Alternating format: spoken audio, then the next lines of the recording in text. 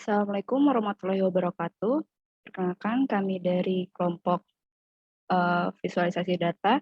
Di sini kami akan presentasikan hasil tugas besar kami untuk memenuhi mata kuliah visualisasi data. Pada tugas besar ini, kami memutuskan untuk berfokus pada permasalahan angka COVID-19 yang terjadi di seluruh dunia. Dan untuk alasan kami mengapa memilih permasalahan ini, dikarenakan kami ingin menunjukkan perbedaan angka kasus COVID-19 setiap negara yang ada di dunia. Dataset yang kami gunakan saat ini berfokus pada COVID-19 yang terjadi di tahun 2020 pada bulan Januari hingga bulan Juli.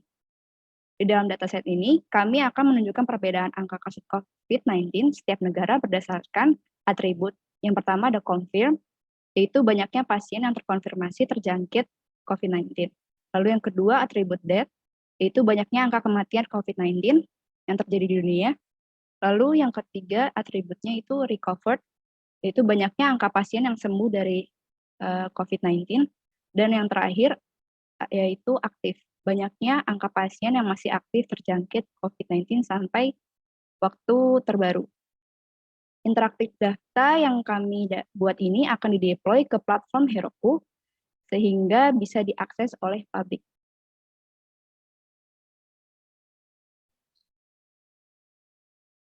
Oke, terima kasih Dinda. Selanjutnya kita masuk aja ke source code-nya.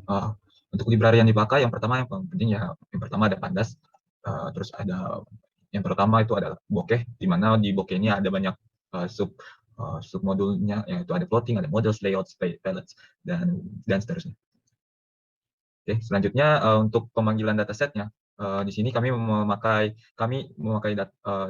file CSV yang dimasukin di Google Drive, lalu dimasukin ke dalam codingan berupa URL. Setelah datasetnya udah masuk, kami pertama-tama kami mengubah si date jadi jenis kolom date menjadi date, di mana jenis data awalnya itu adalah objek. Selanjutnya kami membuat data frame baru dengan nama data, dengan isinya itu hanya date, country atau region, terus ada confirm, date, recover, and active. Jadi ini tuh kolom-kolom yang dari DF dipisah lagi dan dimasukin ke dalam data. Setelah itu untuk selanjutnya ada untuk lokasi, di mana kita bakal nge-list nama-nama tempat yang ada di dalam datasetnya. Setelah itu ada kolom list untuk disimpan nama-nama columns-nya. Oke, kita masuk ke fungsi prosedur yang pertama, yaitu untuk buat datasetnya. Oke, yang pertama dibuat beberapa array, ada array list X, list Y, colors, and labels. Terus setelah itu di looping sebanyak enumerate si lokasinya, di mana di proses yang ini kita bakal membuat datasetnya menjadi dua, yaitu ada X dan Y, di mana X itu tanggal dari kejadian atau hasil laporan COVID itu. Setelah itu yang Y-nya itu untuk yang feature. Apa itu feature? Feature itu yang dimaksud itu ada confirm, ada date, recover, and active. Oke, selanjutnya setelah dibuat itu dimasukin ke dalam list X dan list Y yang udah dibuat di atas. Setelah itu colors-nya itu mengikuti colors-nya itu setiap kota atau setiap tempat itu bakal berbeda. Jadi makanya di sini pakai RI gitu. Dan nanti labels-nya di-depen atau lokasinya ditambahin. Setelah itu ini bakal untuk ngembaliin si tempatnya itu atau dataset yang udah dibuat, habis itu udah dikembaliin. Oke. Selanjutnya kita buat untuk buat plot atau visualisasinya. Seperti biasa kita memakai figur, di mana ini untuk visualisasi data, di mana kita memakai X dan Y.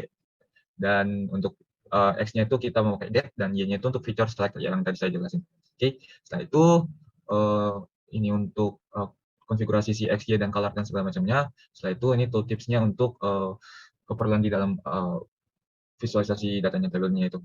Setelah itu dipakai hover tool untuk melakukan hover. Jadi si si tabelnya itu bisa digerakin. Oke, habis itu nanti setelah udah dibuat semuanya, nanti di-return si chain nyala kembali. Oke, lanjut ke update lokasi. Di sini prosedur ini itu untuk jadi di kami itu membuat checkbox plot, di mana misalkan kita pencet itu misalkan kita mau lihat Jayapura, maka kita bakal ada box plotnya itu bisa dicentang, habis itu nantinya bisa ditampilkan. Nah, ketika ketika kita mau menghapus atau kita pindah ke daerah lain, maka kita memerlukan prosedur ini, di mana dia akan menghilangkan data yang pertama dan menggantinya yang data yang terbaru. Seperti itu. Dan selanjutnya ini untuk update fitur, di mana untuk update fitur sendiri yang tadi saya sebut ada namanya fitur selected, di mana berarti fitur selected berarti dari namanya aja kita bakal milih fitur apa yang kita mau lihat, mau itu active, mau itu dead, mau itu recover dan lain sebagainya. Jadi fungsi prosedur ini akan dibuat untuk si feature selected itu. Oke. Selanjutnya ini untuk pembuatan checkbox grupnya. Jadi ini untuk buat si listnya itu dan kita buat box grupnya pada provinsi dan lokasi masing-masing. Setelah itu kita buat fitur select drop down atau ini untuk ngeseleksi checkbox grupnya. Sorry. Oke. Selanjutnya kita bikin ini untuk pemanggilan plottingan yang tadi kita buat prosedurnya di atas. Itu kita dipanggil dia. Setelah itu kita lanjut ke pemasangan widget untuk interaktif visualisasi data COVID. Jadi ini kita pakai untuk visualisasinya karena kita nggak pakai show. Oke, kita selanjutnya bakal langsung nge-deploy si prototype ini. Oke, makasih Alfrans. Di sini aku mau melanjutkan dari proses presentasinya. Di sini ada proses demo program yang sudah tadi dibuat dan diupload kepada platform Heroku. Nah, mungkin karena ada entah masih ada kurang code atau kenapa, cuman ini udah sesuai dengan apa yang slide Bapak kasih dan tutorialnya udah semua diikutin. Dan ternyata yang dihasilkan tuh dari platform Heroku-nya itu setelah berhasil di deploy itu blank putih seperti ini. Dan alhasil kita untuk proses demonstrasi program menggunakan localhost terlebih dahulu gitu. Nah mungkin di sini bisa kita lihat berdasarkan apa yang sudah tadi teman saya jelaskan. Di sini ada beberapa list negara yang ada di dunia dan juga di situ ada feature. Nah, ini list dari dunia. Nah, ini features dari dataset yang digunakan dan feature-featurenya apa aja. Nah, ini ada yang confirm, terus ada date dan lain-lain gitu. Nah, di sini kita bisa membandingkan gitu kasus-kasus misalkan yang pertama nih kasus yang terkonfirmasi COVID-19 di negara Afghanistan dan Albania misalkan. Bisa kita lihat di sini yang terkonfirmasi di negara Afghanistan sesuai dengan apa yang ada di plot dari yang dihasilkan dari bokeh. Di sini ternyata Afghanistan memiliki kasus COVID-19 yang cukup tinggi dibandingkan Albania, seperti itu. Dan untuk perbandingannya juga bisa kita lihat sesuai dengan apa yang kita mau cari informasinya gitu. Mungkin untuk demonstrasi ini dari dua negara ini terlebih dahulu. Nah, untuk selanjutnya ada kasus coba Frans, feature-nya ganti ke yang dead. Nah, di sini untuk kasus kematiannya itu ada di Afghanistan, Albania dan Brazil, dan di Brazil ternyata bisa kita lihat lebih tinggi dibandingkan Afghanistan dan Albania seperti itu. Nah, mungkin untuk feature selanjutnya bisa langsung dicoba aja. Nah, untuk yang kasus sembuh ini di Brazil juga cukup tinggi gitu. Untuk dari ketiga negara ini itu ternyata negara Brazil lebih banyak yang sembuh gitu daripada daripada negara Afghanistan dan Albania. Namun di sini Afghanistan lebih baik dibandingkan Albania gitu proses penyembuhan dari COVID-19 ini. Seperti itu. Mungkin lanjut di feature selanjutnya ada feature.